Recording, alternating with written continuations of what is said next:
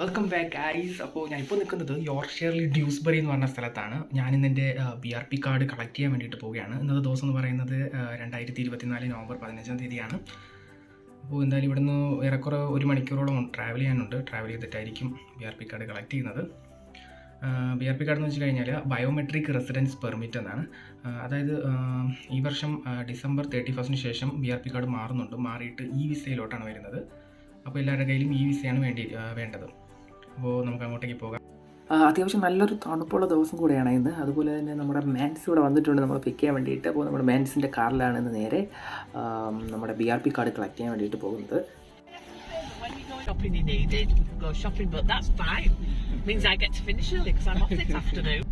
അപ്പോൾ ഞങ്ങളിപ്പോൾ പോയിക്കൊണ്ടിരിക്കുന്നതെന്ന് പറഞ്ഞു കഴിഞ്ഞാൽ ലീഡ്സിൽ ആംലി പോസ്റ്റ് ഓഫീസിലാണ് നമ്മുടെ കാർഡ് വന്നിട്ടുള്ളത്. അപ്പോൾ നമ്മൾ നേരെ അങ്ങോട്ട് പോയി അവിടെ നിന്ന് കളക്ട് ചെയ്യുകയാണ്. ഇവിടെ നിന്ന് ഏറെക്കുറെ ഒരു അരമണിക്കൂർ ട്രാവലിംഗ് ആണ് വരുന്നത് ബൈ കാറിൽ.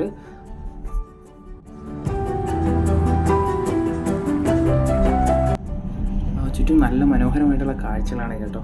എക്സ്പെഷ്യലി ഇവിടുത്തെ റോഡ്സ് ആയാലും സ്ട്രീറ്റ് ആയാലും അത്രയധികം നല്ല വൃത്തിയായിട്ടാണ് ഇവർ സൂക്ഷിക്കുന്നത്.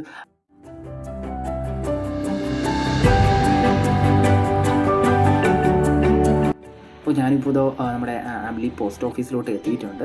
അപ്പോൾ ഞാനിത് നേരെ പോയിട്ട് BRP കാർഡ് കളക്ട് ചെയ്യാൻ വേണ്ടിയിട്ട് പോവുകയാണ്. എൻ്റെ കയ്യിൽ ഇപ്പോൾ പാസ്പോർട്ടാണ് വേണ്ടത്. നമുക്ക് പാസ്പോർട്ട് കൊടുക്കുമ്പോൾ അവരത് ചെക്ക് ചെയ്തിട്ടാണ് നമുക്ക് ഒരു കാർഡ് തരുന്നത്.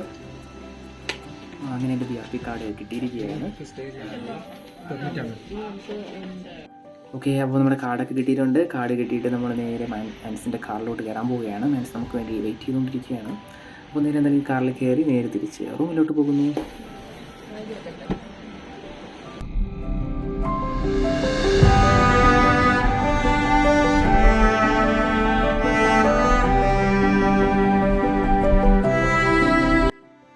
ഈ ഒരു BRP കാർഡിന് ബയോമെട്രിക് റെസിഡൻസ് പെർമിറ്റ് എന്നാണ് പറയുന്നത്.